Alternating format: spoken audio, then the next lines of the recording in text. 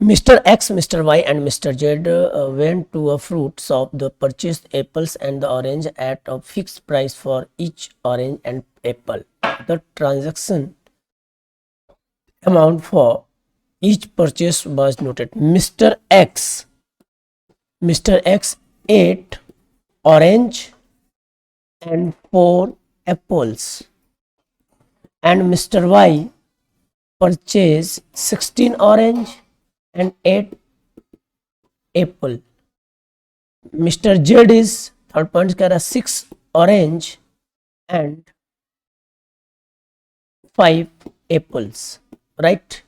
Then कह रहा है कि the individual price of the orange and the apples can be obtained by which one of the following. मैं एक simple सा प्रोसेस बता दूं. देखिए इसका जस्ट डबल हो रहा है ना, इसका देखिए जस्ट डबल हो रहा है. 8 2 जा 16, 4 2 जा 8, यानी कि फर्स्ट और सेकेंड एज ए देखा जाए तो लगभग सेम है. क्यों? क्योंकि सेम वैल्यू का मल्टीप्लाई हो रहा है, बट यही डिफरेंट है. तो कंफर्म हो गया होगा आपको. फर्स्ट से थर्ड और सेकेंड से थर्ड, यानी फर्स्ट से थर्ड को मैच कराइए और सेकेंड को भी थर्ड से मैच करिए. क्यों? क्योंकि ये सबसे डिफर है. तो आपका कंडीशन कौन सा हो जाएगा? ऑप्शन 2 आपका करेक्ट हो जाएगा.